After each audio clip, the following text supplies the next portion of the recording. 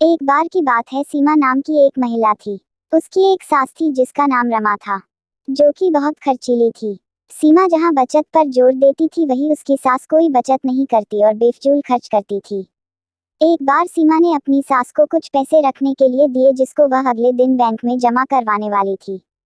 उसकी सास उन पैसों से बाजार से अपने लिए कपड़े लेकर आ गई। अगले दिन जब सीमा ने अपनी सास से पैसे मांगे तो सास ने बताया वह तो उसने खर्च कर दिए हैं। उसने सीमा को कहा, बचत करने की कोई जरूरत नहीं है, जिंदगी को अच्छे से जीना चाहिए। सीमा अपनी सास को बेफजूल घर की लाइट जलाने से मना करती थी, जो कि उसकी सास को बिल्कुल पसंद नहीं था। वह इन बातों पर अपनी बहू सीमा को डांट देती थी। इसके बाद सीमा ने भी निर्णय कर लिया कि वह अपनी सास को रोकेगी नहीं। सीमा ने इसके बाद अपनी सास के कमरे का बल्ब लाकर बदल दिया। सास के पूछने पर सीमा ने कहा कि अब वह जितना चाहे उतनी लाइट जला सकती है। एक दिन सीमा की सास को पकोड़े खाने की इच्छा हुई। उसने सीमा को पैसे देकर कहा कि जाकर राजू हलवाई की दुकान से पकोड़े ले आए। कुछ देर में सीमा अपनी सास को पकोड़े लाकर देती है, जो उसको बहुत पसंद आते हैं।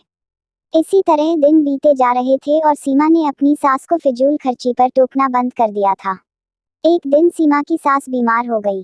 उसको जब हॉस्पिटल में भर्ती कराया तो डॉक्टर ने एक बड़ी बीमारी बताकर शहर के हॉस्पिटल में रेफर करने को कहा। जब सीमा के पति ने डॉक्टर से इसका खर्च पूछा तो डॉक्टर ने 5 लाख बताया।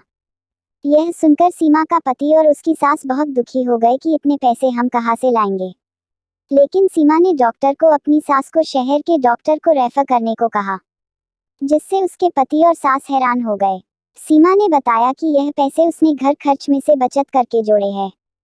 इसके बाद कुछ दिनों बाद सीमा की सास शहर में से अपना इलाज कराकर आ गई। अब वह पूरी तरह से स्वस्थ थी।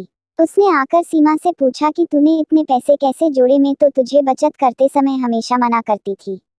सीमा ने बताया कि मैंने सारे घर में कम बिजली प्रयोग करने वाले बल्ब लगाए और जब भी आप मुझे बाहर से पकोड़े लाने को कहती थी तो मैं घर पर ही आपको पकोड़े बनाकर खिलाती थी। उसने सीमा की बहुत तारीफ की और खुद भी आगे से पैसे बचाने का निर्णय लिया। आशा करती हूँ कि सास बहू की छोटी सी कहानी आपको पसंद आई होगी। इस कहानी पर आपकी क्या राय है, हमें कमेंट करके जरूर बताएं। कहानी पसंद आए हो तो लाइक और शेयर करना बिल्कुल भी ना भूलिए। कहानी सुनने के लिए आपका बहुत बहुत धन्यवाद।